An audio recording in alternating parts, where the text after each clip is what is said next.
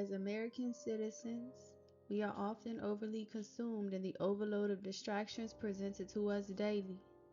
Melanin people are the most distracted because they have forgotten their deposition in relations to the land. This video is to help you remember.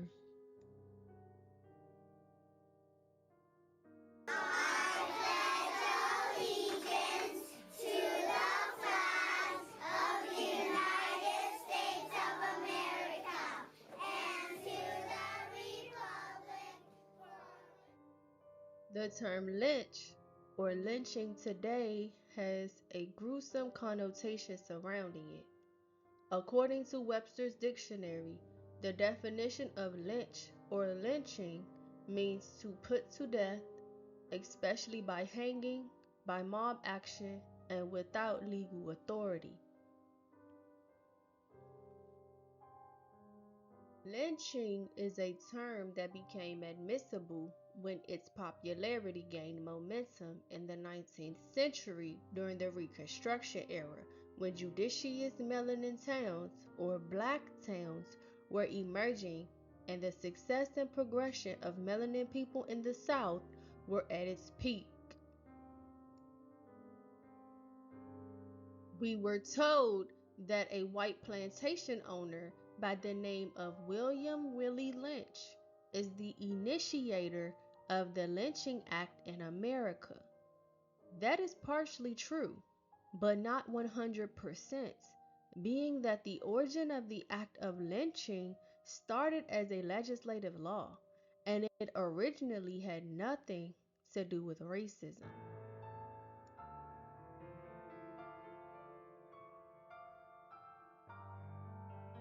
The origins of lynching was enforced in the 18th century by a Virginia farmer, judge, and military officer, Charles Lynch, who is also a relative of Willie Lynch.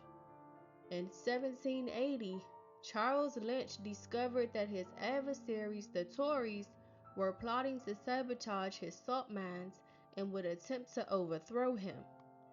Thomas Jefferson had advised Charles to capture the adversaries and send the ringleaders and the guiltiest men to Richmond, Virginia.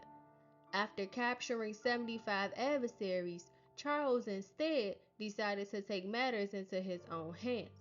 He did not send the adversaries to Richmond.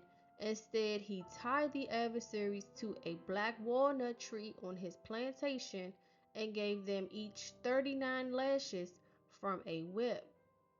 He would even whip them until they would say the words, "Liberty forever." It was the 19th century when the term lynching grew a racist connotation. Blacks were beginning to make political and economic inroads by registering to vote, establishing businesses, and running for public office. Many Anglos, white people, landowners, and poor whites felt intimidated and grew threatened by the melanin citizens. They conjectured that melanin men, or black men, were sexual predators that lusted after white women and pursued them balefully. I wanted to give a brief history on the origins of lynching because when we hear the word, one automatically assumes some black person is hanging by their neck from a tree. Most of us are familiar with the 1955 lynching of 14-year-old Emmett Till in Money, Mississippi. But what we didn't know is that before Emmett, there was Willie James Howard.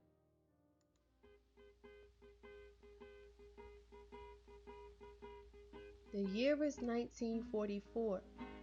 It's December and almost Christmas in Live Oak, Florida. Live Oak, like any other small town in the South during this period, was segregated and exceedingly prejudiced. As usual, folks are out and about preparing for the holiday, shopping and buying presents. Lulu Howard and James Howard were unaware that this year the only gift they would need to purchase for their 15-year-old son would be a casket. On January 3rd, 1944, an abominable story went viral, flooding the Live Oak newspaper and the entire country, about an undertaker recovering the dead body of 15-year-old Willie James Howard Jr. out of the Suwannee River.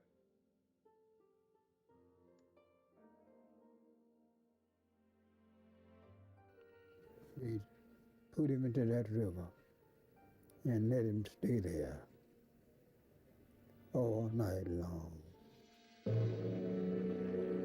To Walter White, Executive Secretary, NAACP. Dear Mr. White, while visiting in Florida over the Christmas holidays, one of the most gruesome cases imaginable was called to my attention. On Sunday, January 2nd, 1944, at about 10 a.m. in Live Oak, Florida, a colored boy aged 15 was bound and thrown into a river to drown by 3 white men, one of whom was the father of a white girl to whom this colored boy had foolishly written a note. Albert C. Robinson, attorney at law. They buried that boy so fast, I guess to keep from people knowing what happened to him.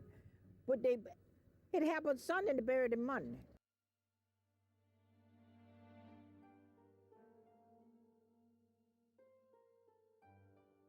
Willie worked at a five and dime store. Most people found confusing being that the store was in a predominantly white part of town, and his co-workers were predominantly white as well. Willie took a liking to one of his co-workers, 17-year-old Cynthia Goff, who happened to be the daughter of a member of the state's legislation. Being that it was the holidays, Willie found it a kind gesture to hand out Christmas cards at work. Cynthia felt offended after receiving her card. Willie then wrote her an affable letter of admiration, explaining the card and his feelings for her. After asking her to keep the letter a secret, Cynthia told her father, Phil Goff.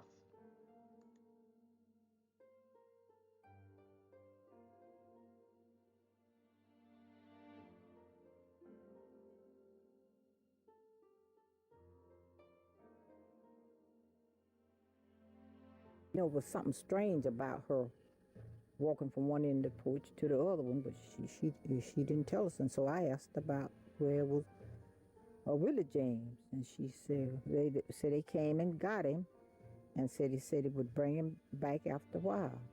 She said some white men had come there and got him and said it would bring him back. Sunday, January 2nd, after Phil Goff, Reginald H. Scott, and Selder McCullens abducted young Willie from his home, the men drove to the lumber shop where his father, James Howard, worked and forced James into the vehicle. Among entering the vehicle, James witnessed his son crying with his hands tied behind his back. The men drove a few miles out of town to the Suwannee River. At the edge of the water, Phil gave Willie, whose hands were still bound behind his back, the choice to either jump into the water or be shot. James Howard watched his son jump into the water.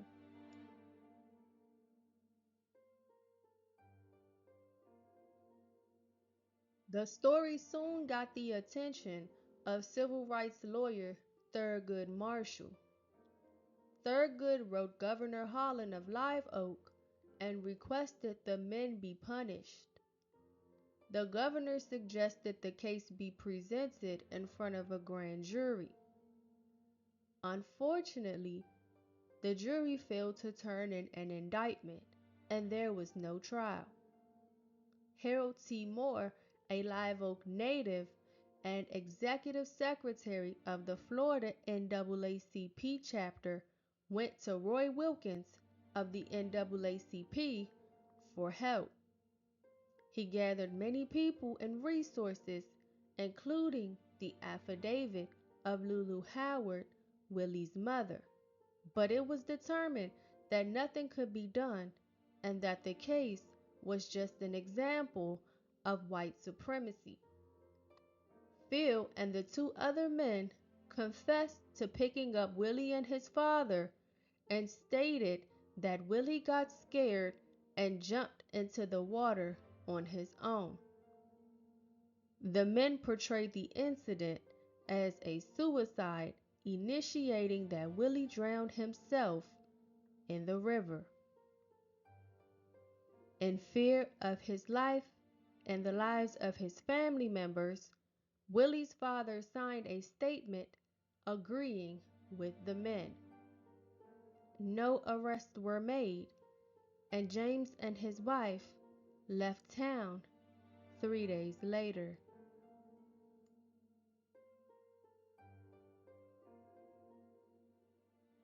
After the undertaker retrieved Willie out of the water, he was buried in an unmarked grave in Live Oak's East Side Cemetery. 62 years later, Chairman of the Suwannee County Commission, Douglas Udell, organized a church service for Willie, since he did not have one years prior. He also placed a marker on his grave. Prior to the move, his parents settled in Orlando, Florida, and Lulu Howard died from a broken heart.